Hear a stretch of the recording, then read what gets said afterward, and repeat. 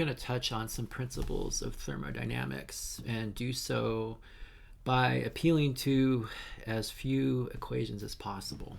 And so the first thing that I want to address is something that commonly gets conflated in our language, and that's the distinction between temperature and heat. Those two terms, temperature and heat, often get used interchangeably, but they're actually two very distinct things.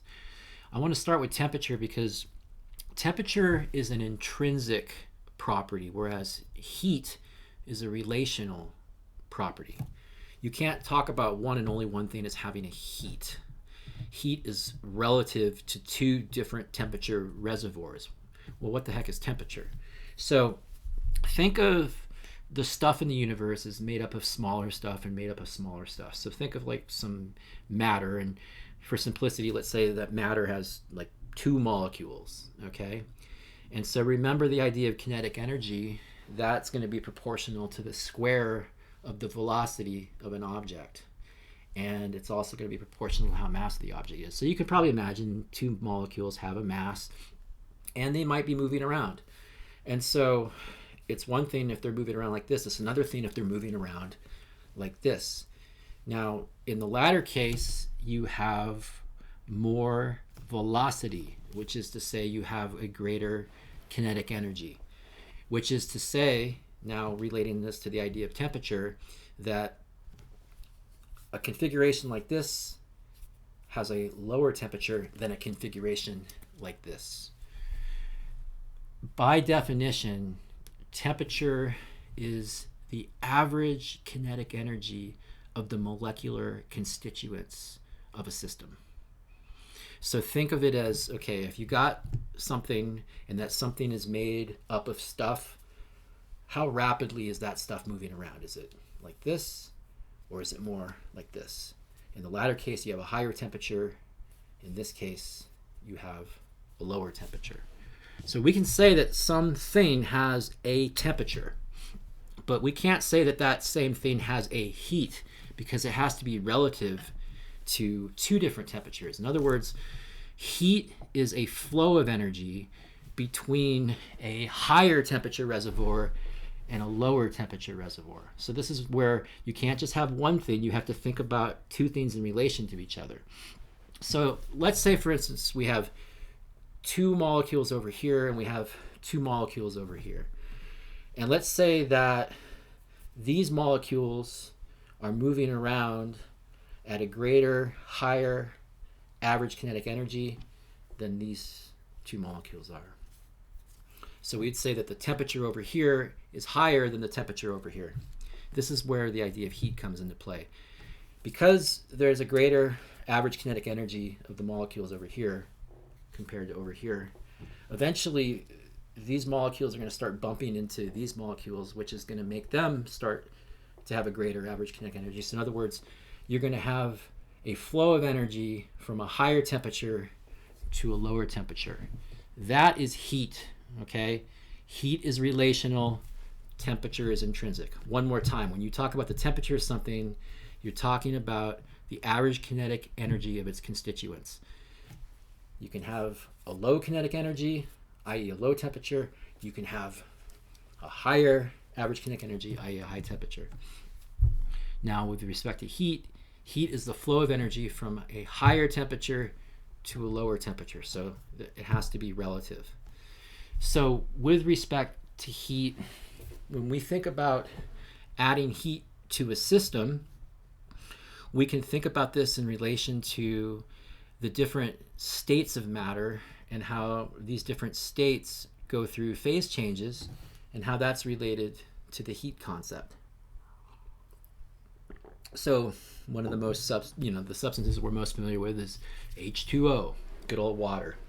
And we probably have had experience with the liquid phase of water and the solid phase of water, i.e. ice, and water vapor. Okay, that's the gas phase. Solid, liquid, gas. So in each of these cases, you have H2O, i.e. 2 parts hydrogen, 1 part oxygen. But you're going to have different average kinetic energies for the H2O molecules based upon what state of matter it's in. So let's think about, first and foremost, liquid water. So liquid water has a particular temperature, and what's going to happen is, no, let's start with ice. Let's start with ice. We'll go from ice, and then we'll go to water, and then we'll go to gas. So ice, solid state, H2O.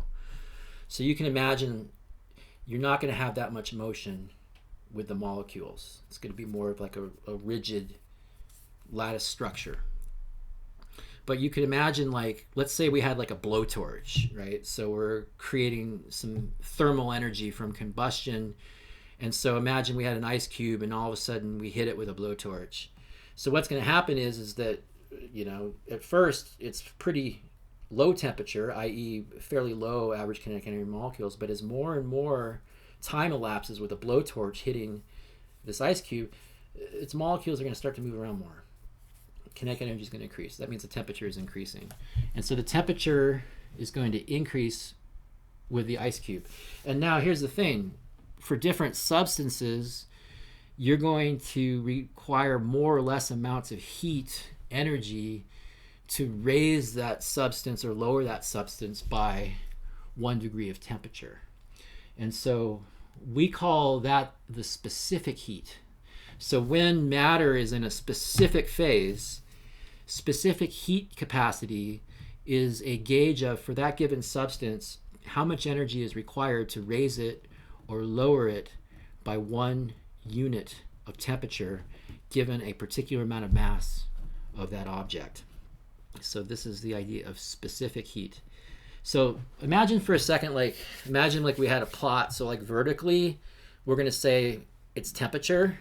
And then like horizontally, we're going to say it's energy, right? So as we move more and more and more and more on our horizontal axis, we're talking about more and more energy going into a system, i.e., you know, keeping the blowtorch on the system longer and longer.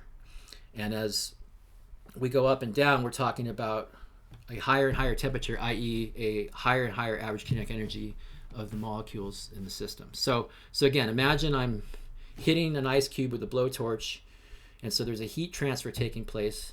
The average kinetic energy is getting larger and larger, i.e. the temperature is getting larger. So if I was to plot this out, essentially what we would see is as we add more energy to the system, we're going to see an increase in the temperature. And so the ice cube, it's going to go up more and more temperature as more and more energy is put into the system. But here's the thing. Eventually, it hits a plateau and it flattens out. When you put more energy in, the temperature actually doesn't change. And so what's happening?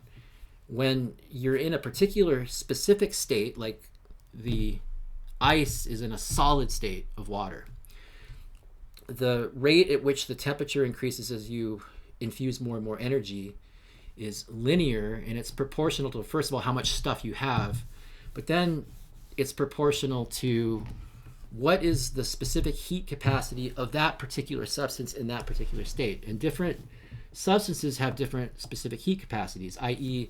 it's easier or more difficult to heat them up or cool them down. So for example, water has a higher specific heat capacity than land, which is to say that when you're talking about heating up or cooling down land versus water, you're going to find that for the same amount of energy, you're going to have water not have as much of a change in temperature as land, because water has a higher specific heat capacity. It requires more energy to raise it by a degree of temperature. And so because of that, what will happen is that there'll be differentials between places where there's water and places where there's land, where the water heats up or cools down at a slower rate than the surrounding land. A classic example of this is when you see sea breezes or ocean breezes on a beach, where you have an interface between the ocean water and the land. And you'll have these differentials in temperature because you're going to have different heating or cooling rates of the different specific heat capacities of water versus land.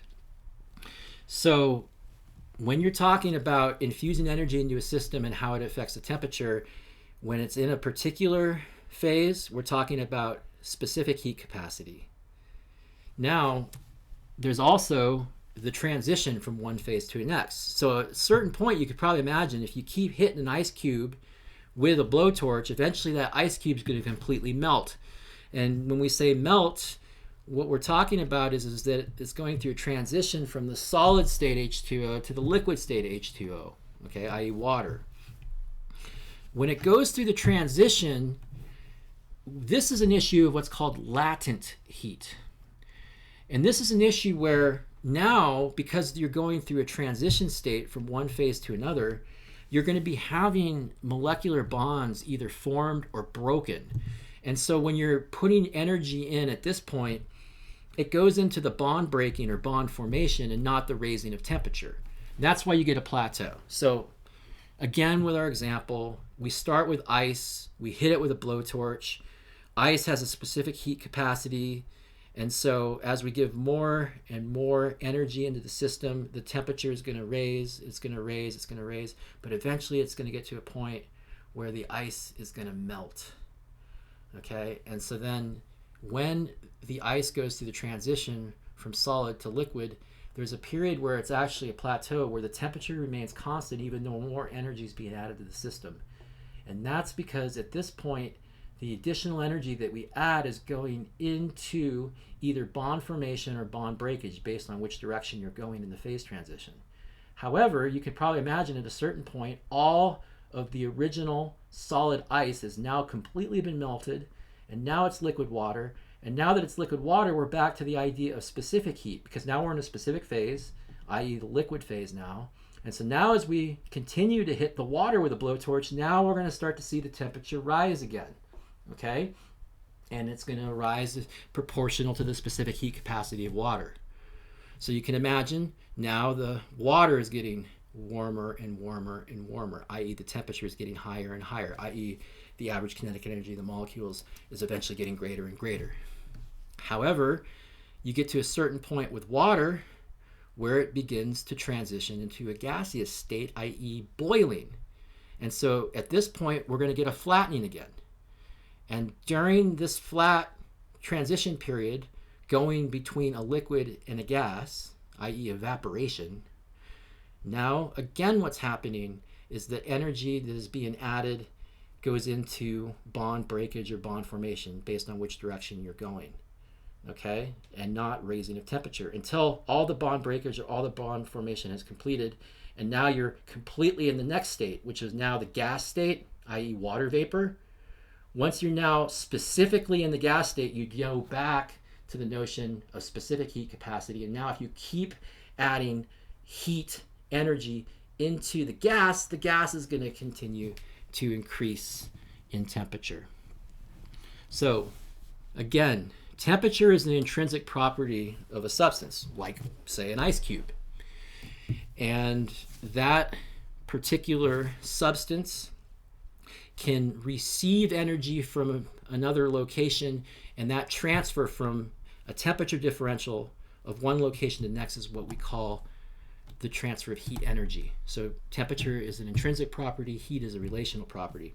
My blowtorch is going to be hotter than the ice cube, and my blowtorch is going to be at a higher temperature than the ice cube. The average kinetic energy of the molecules of the combustion with the blowtorch, higher than the ice cube. And so when I hit the ice cube, I'm transferring energy, increasing the kinetic energy of the H2O molecules in the ice. That temperature is going to rise as I give more and more energy accordance with the specific heat of water in the solid ice phase. But when it transitions from ice to water, i.e. melting, we're going to get a flattening, i.e. the temperature is going to remain constant for a bit, because now we have to go through the work of either going through bond breakage or bond formation to transition between states. And so if you can imagine, say, bond breakage, so that we can now go from solid to liquid, it's going to be flat as we go more and more energy, but eventually all of the ice will be melted. Now we'll be in a liquid state, so now we can go back to talking specifically about one state, and now that liquid state is going to see this linear rise in temperature, as we keep giving it a linear injection of energy. But eventually, at some point, it's time for the liquid to evaporate into a gas. And when it goes to that transition, again, we've got more bond breakage. And then eventually, I'm going off the screen now, my apologies, but you can imagine, like, when you're going from liquid to gas, there's going to be a flat transition period, but then eventually we're going to hit gas, and now we're all gas, and now it's going to go up again. So those plateaus are going to be latent heat. And again, latent heat goes into bond breakage or bond formation. And then those periods of rising temperature that are between plateaus, those pertain to the concept of specific heat. And so one last time, specific heat is proportional to how much stuff you have, and then based upon the properties of the substance, how much the temperature will change for a given amount of energy given into it. And it's going to be different for different objects. By the way, the plateaus, right, specific, latent, the latent situations where you're going through the phase transitions, in that particular case, you're going to have a proportionality of the mass, i.e. how much stuff there is, and different substances are going to have different latent heat coefficients based on the properties of those substances. So let's bring this all back. It comes down to differences in temperature in which heat will flow from a higher temperature to a lower temperature. And as heat flows from a higher temperature to a lower temperature, it can change the average kinetic energy of molecules. The average kinetic energy of molecule changes over time, can manifest in matter taking on different states, like solid, liquid, and gas, as we explained in the case of H2O. But remember, temperature is intrinsic. You can say that this one thing has a temperature because that one thing is made of molecules and we can measure the average kinetic energy of the molecules. You can't say this one and only one thing has a heat. When you're talking about heat, you have to be like, okay, well, what relative to what? And i.e., you have one temperature here, one temperature here. Now you can talk about a flow of energy from one to the other, i.e., heat is the flow from a higher temperature reservoir to a lower temperature reservoir.